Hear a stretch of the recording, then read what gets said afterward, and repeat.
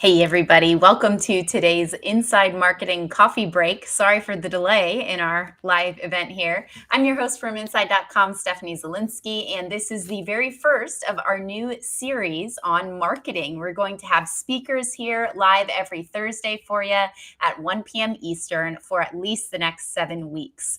We've got a really epic lineup of expert marketers, and today we're going to be hearing from Effie Bersoux, who will be speaking about common SEO traps and misconceptions. We want this event to be as helpful as possible to you. So please bring us your questions. Whether you're watching live right now on Twitter, LinkedIn, Facebook, or Inside.com, please hop into the chat and the comments and introduce yourself and bring us all of those marketing questions. Before we get to our speaker, I'll quickly tell you about Inside.com. We are the best business community for any topic. We're a social news site with over 40 topics now that range from startups to VC, wellness, no code, and of course, marketing. So we have no bots or trolls. If you've been looking for a new social site without those things, try out Inside.com and make a profile. We've got over 30 email newsletters on a range of business topics, as well as a job board that you can post or find a job on. We are always shipping new products. We just produced a glossary on our site that's got a lot of great business terms, kind of like Investopedia style. So we're always helping you level up your learning and your networking. We have events like this constantly. You can check those out at inside.com/events. All right, let me tell you about our speaker. Effie Bersoux is a growth marketer and founder of Growth Girls, a growth marketing agency that helps create and implement out-of-the-box concepts to drive exponential growth for businesses. She's based out of London. She teaches at the Growth Hacking University and splits her time between Europe and the US, working with companies around the globe. Effie, welcome. Thank you for being here today. We are so excited to hear from you. Hi, Stephanie. It's very nice Hello. to be here. It's great to Great. start this series together, at least now. And sorry for being late. I hope everyone has brought their coffee. I brought mine. Yeah, and a Yeah. notebook. Yes. Yeah. Great. Bit of merchandise. So, yeah. Very nice to be here. I'm ready to get started. Great. Go ahead and pull up your presentation. You can start as soon as you want. And audience, please bring us your questions. I will bring them to Effie right after the presentation.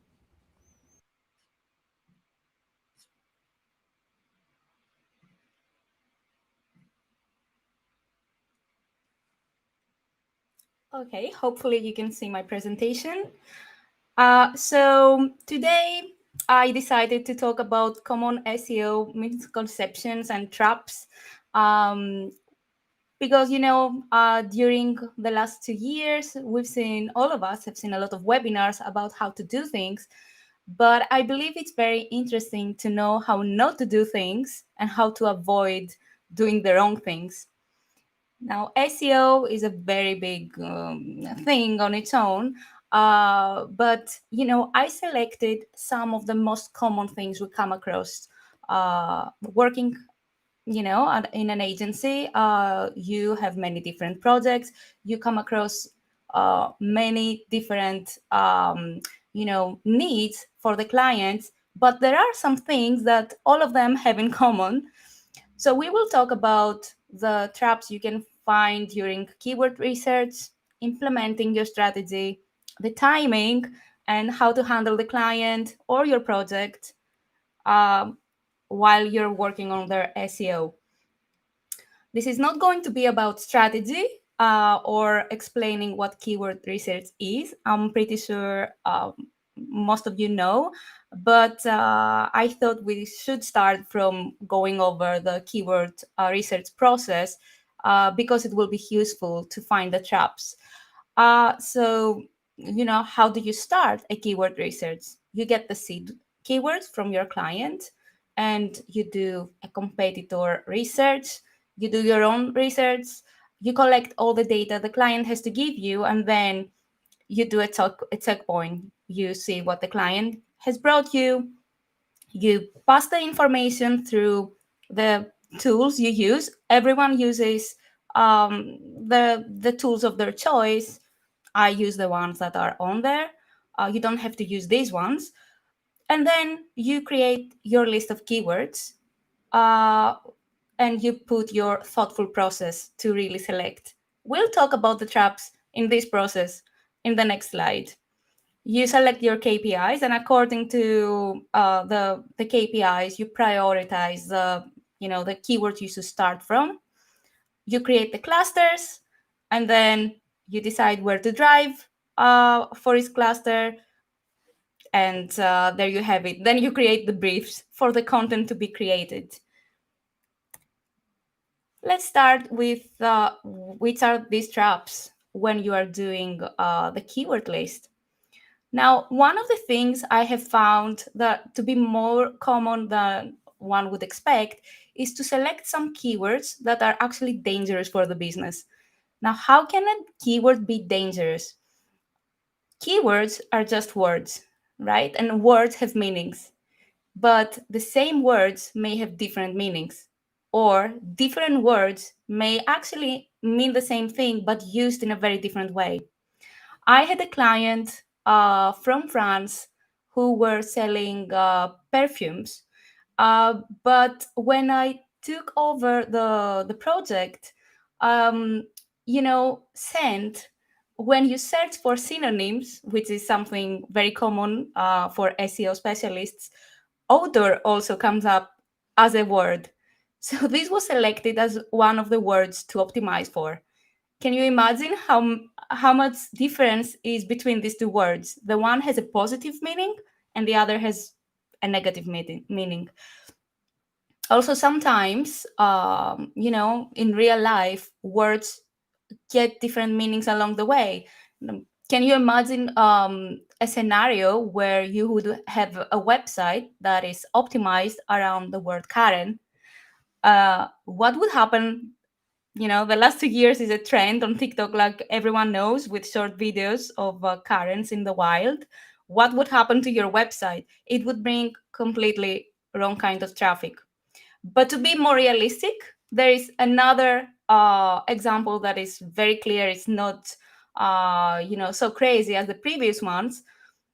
Let's say you have a vintage store, and you select to optimize for the word secondhand because you see a bigger opportunity. Secondhand and vintage as keywords are used by different audiences. So if you optimize for secondhand, you may bring people who are searching for something cheap, uh, used and cheaper, whereas vintage can be even more expensive than the new product if we're talking about luxury items like collector items or expensive bags. As you know, vintage Hermes bags are more expensive than the new ones. At the same time, I think other that is very common that happens is especially when we're talking about B2B websites, or websites for businesses that require some kind of expertise, is the keyword you are given by the client is actually keywords that only they are using internally in the company. They're very specific and no one else. So their audience is not aware of these specific keywords, and they would never use it to search for their services. We have to remember, and we have to remind whomever we have to remind, that SEO is too much the demand. No demand, no party, as I say here. If no one is searching for the keyword you're optimizing for, then there's no point to focus on this keyword, because SEO is not about showing your expertise if people are not searching for it. So you have to think like a boss, not like an SEO specialist. If you are an SEO specialist, that's very good. But what is very, very common is that SEO specialists are very good users of tools, but this makes them very focused on the numbers. And numbers are good. Making data-driven decisions is very good, but numbers will never give you the full picture. So you have to take a step back when you are getting too technical and get more strategic. To do that, you have to really know the business. having like a keyword list and making decisions based on the numbers that you see may lead you to completely wrong paths. You have to know the business and understand the target persona, how they're searching for, what words they're using, what they care about. And if you are an SEO specialist, most probably you will have many different projects to handle. So how can someone think like a boss for many different businesses? You can, but you can also ask for help. But do not ask for help from your SEO expert pal. Go to people who are non-SEO experts. A very good source of information is the PPC department or the person who runs the ads, because they can really provide great historical data. They also target keywords in another way, and they may have found that certain keywords perform very well and they bring very high number of conversions. So you should know these keywords. Um, the marketing department, who are not known SEO, the generic marketers, will definitely help you with the market research, the target persona. They will definitely help you look beyond the numbers because that's what they do. Also, with the brand um, awareness side of things, like there are certain things that you should avoid according to the brand strategy. They will let you know about this. Then you have customer support. No one really asks customer support for any advice about marketing strategies, but I think that's a real shame because these people are talking to the end customer. So they are pure gold when it comes to information. They will give you information about how the user behaves, what language do they use, and sometimes the target audience uses a specific lingo that will not come up. You will never search for it because you don't know it. Support will let you know about these things. You have competitors, because that's what you have to do. You have to go to competitors. See, it's not always that the fact that competitors are doing a better job or a worse job, but you definitely need to see what they're doing. It's a source of inspiration. At least we can say that. And people in general. According to the size of the project, you don't always have the ability to do a market research, but you can ask around. You can ask people's opinion. You can ask your friends or family even to get their first reaction about things and about content you are creating the brief for. Moving on to implementing things. Now, one of the most common traps, is to get lost in the keyword opportunity, as I say. So, what this means is that, when we are doing an SEO strategy, we're always looking for low hanging fruits, which is good, of course. You don't want to go out there in this busy web space and try to compete when you don't have a chance to rank for the difficult keywords. So you are looking for opportunities. And these opportunities may be long tail keywords, maybe keywords, that you really have to search for. Sometimes this can be a real trap because many SEO marketers decide to optimize the page, the homepage, the full website around a keyword that is not the focus keyword. So they get lost in the opportunity. They're looking for so many opportunities that they lose the real meaning, the real reason why you're doing SEO, which is actually to rank for what you are really doing, for what your business really offers. So, you know, as a rule, I would have to suggest that your focus keyword that you optimize your homepage for should always be something that is a keyword that says what you do. Your most important commercial keyword, something that really describes your services or your business and not something very specific because you found an opportunity there. um, your homepage will always be the strongest page you have. It's in very few cases there's a page on in your website that has higher traffic or more backlinks. So that's where you should put your focus. And you know it works vice versa. At the same time, yes, do select keyword opportunities for the other pages of your website to avoid keyword cannibalism, because if you find your focus keyword and it's a difficult keyword to rank for, you don't want to optimize all your pages for this word. You will cannibalize the performance of your page, of your website. So you should really pick your battles, because you know that the effort that is needed to rank even for one keyword, make sure it is the right one. Now, when we are talking about SEO, all of us think about Google. Of course, that's the correct thing to do, but we have to also think outside the box, especially if we're talking about new brands, new websites, startups, any business that is just starting out on their SEO journey. It will take time, effort, money to rank on Google. But what about other search engines? Search engine optimization is about optimizing for search engines. No one said it's only about Google.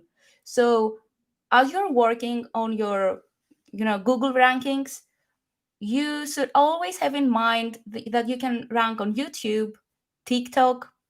Gen Z is searching on TikTok for brands and products, Reddit, and according to the target persona, these channels may be different.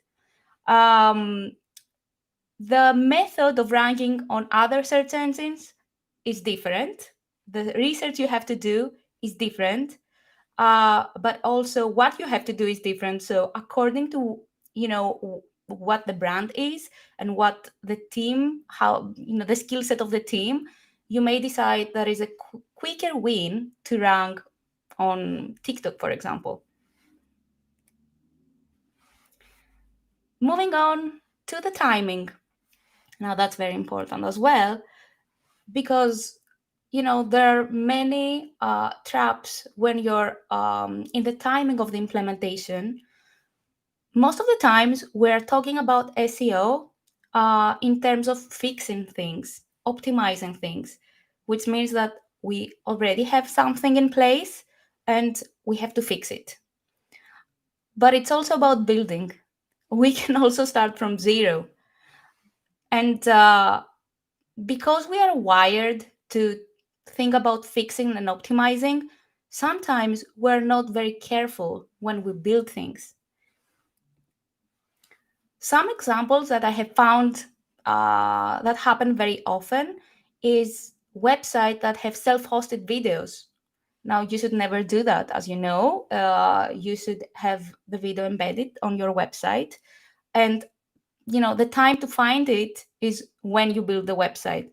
So, another example is you create the blog posts, the team creates the blog posts.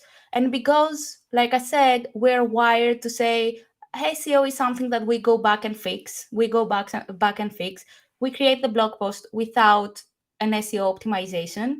So we're losing time, and also we're losing chances to find what needs to be fixed.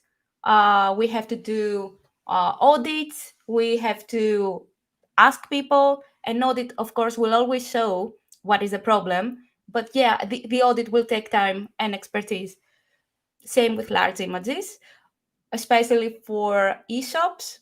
The team got the great photos from the photographer, very large and good quality, so they upload them as they are. In many of the companies, the data entry happens by the junior person in the marketing department, or the intern, and then nobody told them you don't have to upload them as they are. So imagine the pain of optimizing an e-shop with thousands of products when they are uploaded, uh, in large dimensions, and the time you lose. So, a couple of scenarios. You are building a website or you're taking over a website. So when you're building a website, what I suggest to avoid all these traps is doing health checks as you build. So you build something and you check. You build and you check. It's everyone can make a mistake. We're only humans, after all, as the song says. But being humans means you also have the power to fix your mistakes. So do health checks.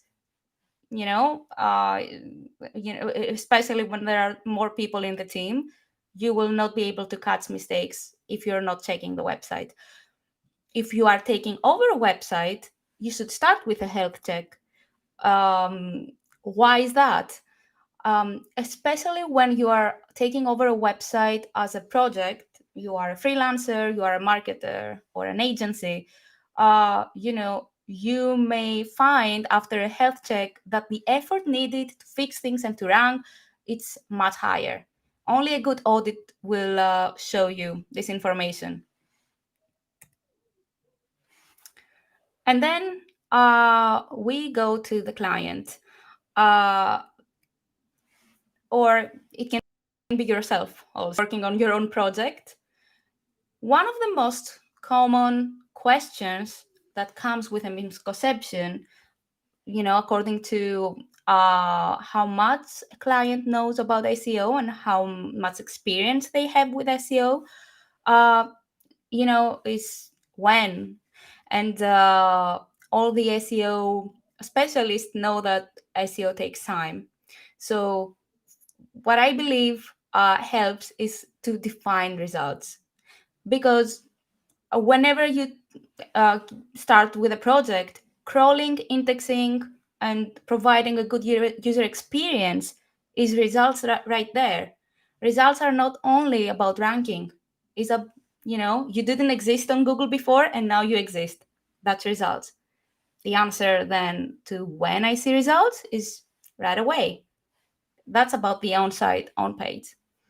Then we go to the off-page, and you know you have to think long term and really understand the effort to rank for each keyword of your selection, and also take under consideration the available resources. Usually, it requires a minimum of 3 to 6 months, but the client needs to know, or you should have in mind that it really varies and it depends on the available resources so much, which means time, money, the skill set of the team, how many people you can have working on things. If we're talking about content, content needs time to be created. Now with the AI tools, of course, it needs less time, and that's a different discussion. I'm pretty sure at one of the series, someone will talk about using AI for SEO, which is a big chapter on its own and very exciting for all of us who are in digital marketing and growth marketing. But even with AI, it takes time and effort. Then the communicating your results, that's very, very important. There is a big misconception here. I did mention it before. Results are not always about rankings. Metrics matter. How about organic traffic? You may not rank first, but you may, through your SEO efforts, you may be bringing organic traffic and very good quality of organic traffic. Or if it's not good quality, then what kind of quality that is, that's something that has to be analyzed. You may rank first and you may be bringing bad quality. Now, that's not success. This would happen if you selected the wrong keyword, the dangerous keyword, as we called it before.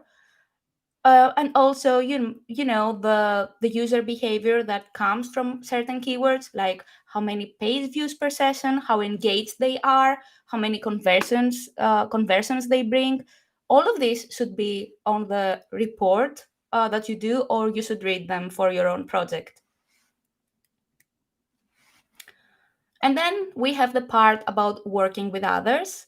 Um, the trap here is that SEO works long term, as we said, when the minimum is 3 months to 6 months with a good team and enough resources. If you don't have enough resources, it may be longer. We can definitely say it works long term. Now, the trap here is for the team to really relax. If you're working for something that you will see the results so far away in time, then you lose the adrenaline and the sense of urgency. So, if you are managing this team, my advice would be micromanage in the beginning, just to give a tempo to the team. So instead of looking at the results and the metrics, since you won't have results and metrics right away, start by getting a report on the micro tasks that are related to getting these metrics. Um, Create foolproof briefs for your team, so that you know that everything is done correctly. Because if you go after 6 months to check why am I not ranking, and you find all of these mistakes and wrong content, not optimized, it will be too late. You will lose so much time. um, and the final question, and that leaves us with around four questions from you, is the question, can I do it? I'm pretty sure the audience is mixed. Some of you may already be advanced SEO marketers. Some of you may not know even the basics, but most of you will be marketers. So can I do it? I believe one of the misconceptions is that SEO is for specialists, but the best SEO strategies are made by people who can think in a 360 way and have deep SEO knowledge, so they can combine their marketing, skills with the technical skills that SEO needs. So don't stop investing in all of your skills, not only the technical ones, but being a well-rounded marketer will help you with all aspects of SEO, and it will make you a better SEO marketer. Thank you.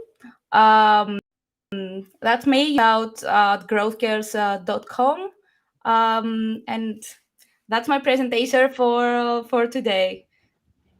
Thank you, Effie. Amazing stuff. You were just talking about how marketers or business owners should always be expanding their marketing knowledge, because one part of your marketing knowledge is going to play into the other, including SEO. Can you tell us some of your favorite places to go that has learning resources or communities around marketing? So I'm going to start with resources about SEO, and I'm Okay. going to talk about free resources. Ahrefs has great resources on their website. Yeah. That's not an advertisement at all, but I really think that they do a very good job. Yeah. There are communities out there, groups on LinkedIn, on Facebook, forums. By searching for what you're looking for at the exact moment, you will find answers there and you can join. Um, and also, as everyone knows, HubSpot also has a very good blog. So Definitely. yeah, I feel that if someone watches or reads these blogs and watches the videos, the tutorials, he will get a lot of information. I should not forget to mention GrowthRock's website as well. GrowthRock's being, a growth hacking agency that ranks first worldwide. They do a very good job with SEO, and they do share their knowledge on their blog, which is very popular. So that's that one as well. Are they based in the UK, Growth Rocks? Yes. Yes. Yeah, there's the UK is showing up today. We have a few UK people. Oh, And really? Inside Go is even UK. yeah. Yeah, it's a marketing hub. I mean, we Inside is even connected to a marketing agency that's based out of Ireland. Wait, is Ireland part of the UK? Is that a dumb question? Weren't they like That's a different conversation. Yes, it's kind of. a whole different But a no, loaded history. they will be mad if they hear it. Is anyone from Ireland here? Yeah, I wonder if Someone asked we here have in actually London. Oh Jen. my. The specific marketer I'm thinking of is Jen Bryan from Ireland. We'll hear from her on another Thursday. But yeah, love it. So much great marketing going on in the UK. All right, audience, Yeah. keep bringing those questions. One of our audience members, of course, is asking about Chat GPT, but we can talk about AI in general because there are so many tools like Chat GPT. So Effie, since you were Yeah. talking about SEO specifically, how do you think SEO will change as more marketers are using AI for their content? Yeah, there's a big conversation around AI and replacing SEO marketers or copywriters. I don't believe it will ever replace anyone who is a human. So far, with the existing tools, me personally as a marketer, I have found that they are very useful. It the skill set though now it's not creating the content, but actually knowing how to feed the machines to create the content. Right. So ChatGPT on its own will not create SEO optimized content. If you learn how to use it, it will make your life easier and you will be able to create content faster. Um, it will definitely change things, but let's think about for a moment. Was ever SEO a static thing? I mean, you every Google update you see your rankings go up and down. We used to, many years back when we were all starting out with digital marketing, black hat SEO was a thing. You created websites, with a black background, and you were writing keywords in black letters so that they're not Mhm. visible. And it worked, and now it doesn't. So Mhm. SEO is about being flexible. It will change things, but we're not afraid of change. Yeah, definitely not. I know that AI will help content marketers create content more quickly and easily and free up time for professionals in so many ways. If you think about the future of marketing, what trends do you see happening in the future that maybe aren't around today that are going to come about because marketers have their time freed up a little bit more with the use of AI? Yeah. What I see is after some years when we had the boost of technical marketing, we used to be able to optimize according to sophisticated and advanced tracking and follow users around Mm, and super personalize everything. Now we see that users and personalization was a thing, it was a trend. Everyone wanted a personalized experience. But now people are freaked out and they want privacy. They don't want to be followed around. They don't want you to know things about them. And certainly, they don't want you to show that you know things about them. So no one mm, stops you from knowing what the user does, but don't spook out the user. So the trend is going there. Privacy should be respected. Marketing should be done less personalized, and for me, content and authenticity comes to play here. Good organic content becomes the king again. And combine it with technical skills. Of course you have to have that, because even if you're not optimizing what you do according to technical things, you need technical skills to analyze what's happening. You cannot be blind. It's data. So that's what I think. I love that vision that you're painting of a future where the user, the customer, is not getting the type of personalization that's freaking them out, but the Yeah. type that just suits us. For example, when I think of like brands that pop up in advertisements to me, they just look exactly like what I love. They're not Yeah. saying, hey, we know that you just moved into a new house or something really specific. They're just like niche to my style. Is that kind of how you see marketing going? Yeah, definitely. And now with personalization, it's really understanding the user, but based on their behavior. It used to be, if someone wanted to target me, I would be, European, female, 30 to 40 years old. Now it's not like that because, marketers have really understood that we're not all the same because we belong in a certain Right. demographic group. It's really personalization according to what you like, how you Yeah. behave. So that's always going to be the main goal of marketing. Yeah, I like that. Okay, in your presentation, you mentioned keyword cannibalization. Can you elaborate on how we should be thinking about keywords on that one main homepage versus other pages on our sites? Yeah. So when we do the keyword research and the strategy, we select, we go with our main focus keywords, but then we create many different clusters of keywords that work complementary to the main keywords. Now, you if you have a blog section on your website, you get the chance to rank for very long tail keywords and very specific. If we're talking about growth gears, for example, what we are is a growth marketing agency. This is the main commercial keyword. This is what we are. But for a blog post or for an insight page, I can also optimize for, let's say, social media marketing, if I talk about a service page, or for a blog post, how to become viral on TikTok. So all of these things can go under the digital marketing, growth marketing theme, but my homepage will never be about getting viral on TikTok unless I am, Gotcha. a software that does that, of course. Yeah, okay, great answer. So, in Inside's audience, we have a lot of startup founders. So, for those early stage founders, I'm curious if you could give a little bit of advice in terms of budget. If they have a really small budget and they want to spend it in the best way possible on marketing, what are some places you can think for them to spend it?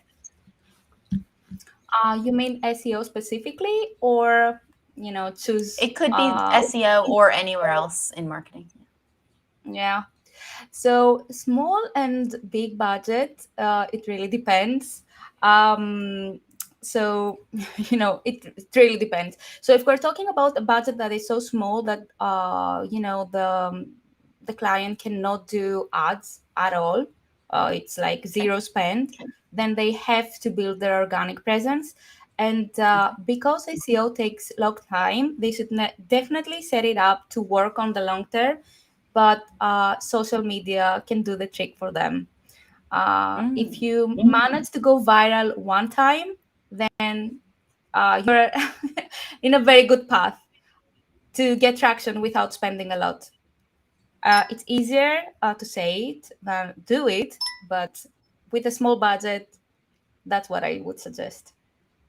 Great. And what about companies that are not zero ad spend, but maybe a startup that's completed their first successful round of fundraising and they're just Mm. getting that budget to start really growing their marketing for their product? Where would you advise them to spend? Yeah, what I usually suggest to startups that are A series is not spend it on things that do not fuel their growth. So sometimes they go and say, hey, now we can rebrand. Now we can remake our website to be more beautiful. Ah, No, don't spend it there because it will not help you with attraction. Leave it for mm, later or never. Optimize your existing website, which yes, may be minimal because when you created it, you had zero budget. Optimize it, but then spend your money in the channels that will help you grow. If we're talking about ads, do experimenting. first before you spend a lot of money. But what I say is during the first 3 months, equally divide the budget in the channels that according to the target persona you should be in. You don't have to advertise on every single channel, and then understand very quickly with quick experiments which one works for you, and then put dollars behind them.